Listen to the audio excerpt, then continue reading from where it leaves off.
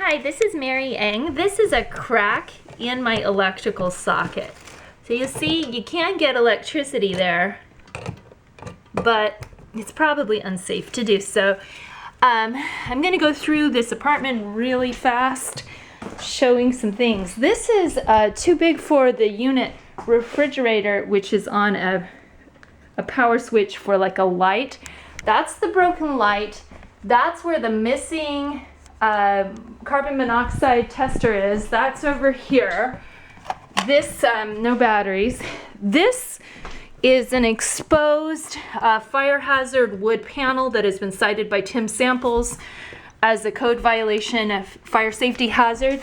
It replicates over here, this bad wood here, but in the process of plugging in the too big fridge that bolts off the circuit, and unplugging it in order to make coffee or use the tea kettle because of the circuit problems.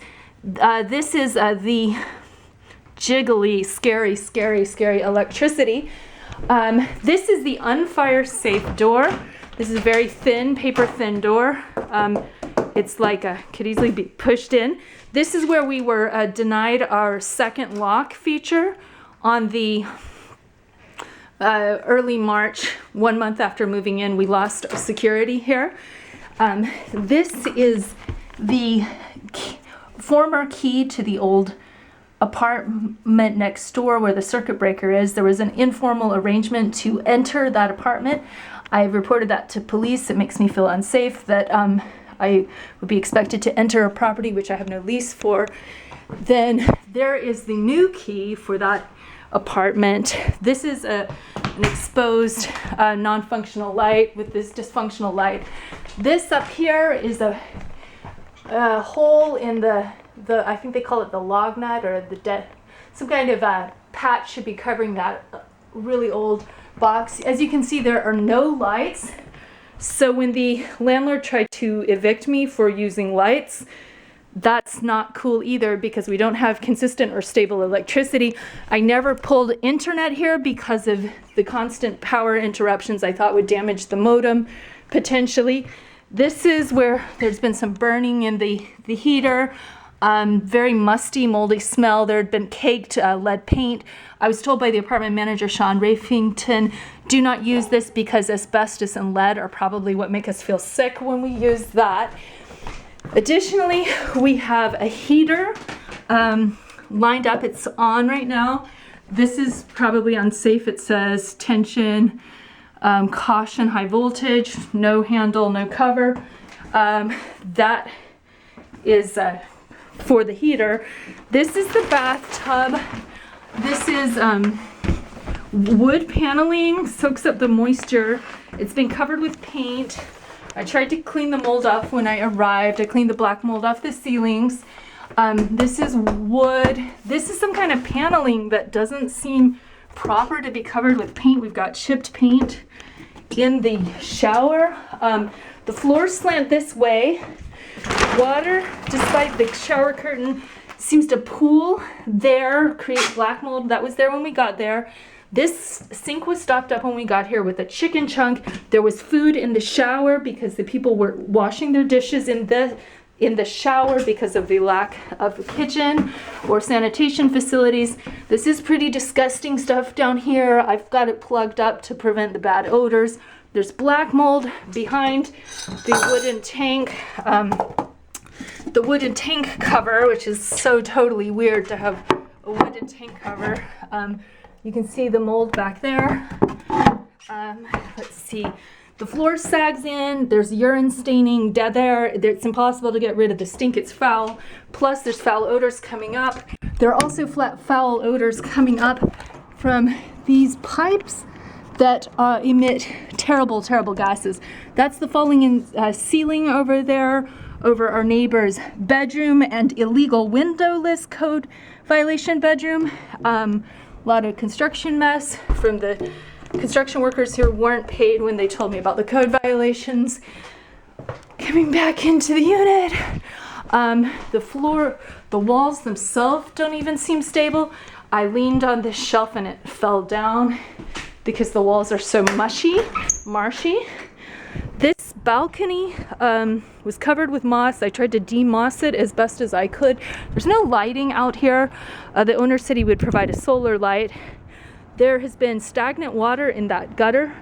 I have told the owner about it for the last month or so. It just continues to stay there. The gutter's blocked up.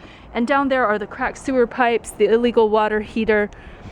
And the fires have been in that unit and the unit next door to me twice, and the downstairs unit that has the extreme ceiling falling in. You can see that there's an extreme sag on the floors. The floors kind of shake when you walk on them. Everything slides that way. It may be due to the foundation sinking in the sewage pit that is developed under the foundation. See, code violation wise, I don't know that having no lighting in either room is necessarily kosher. We had an entering of the apartment without permission.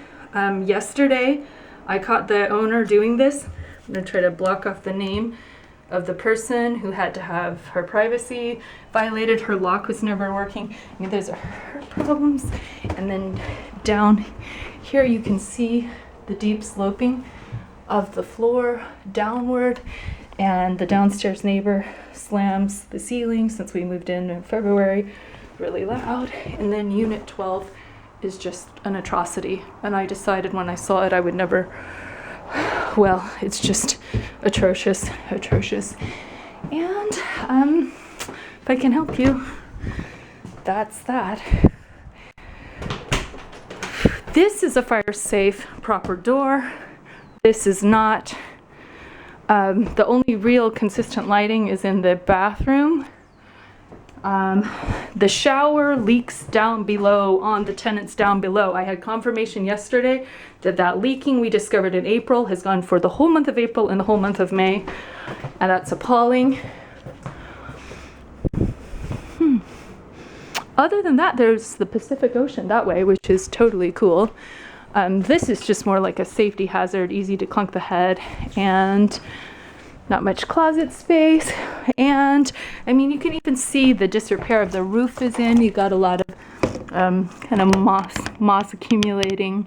Those apartments have a circuit breaker box behind the building, which is exposed to the public, the general public. That's definitely a security concern for them as far as I'm concerned. And this seems to be the best outlet we have. We only have 2 outlets in this room and 2 outlets which are damaged and fire hazards in that room.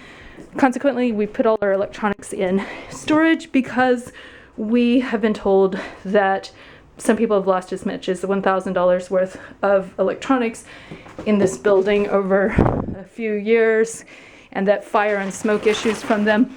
I do notice when I unplug the fridge, which causes my food to spoil, in order to use this tea kettle to make tea, when I do a plug back in, there's usually a kind of a blue sparking. Sometimes, well, I don't see it now, so that's good.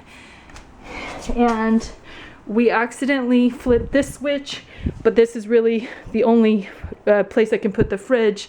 But our food was melting, our ice cream was melting last night. Gorgeous fridge, I have to say, really gorgeous fridge for an economy fridge. But I've been told by numerous people, this circuit breaker cannot handle that type of unit. This is a 1912 building, causes constant power outages. The offending microwave that I was microwaving veggie burgers on is back at unit 9. If their circuit can handle it, it really upset the landlord that we were trying to microwave veggie burgers. It's kind of amazing to face adverse consequences for attempting to eat, because it's a normal human behavior. And the apartment next door has those. The sewage pipes are wafting in to all 3 top units in the top of the house. You can see the roof is in quite disrepair as well. And the ceiling's still falling in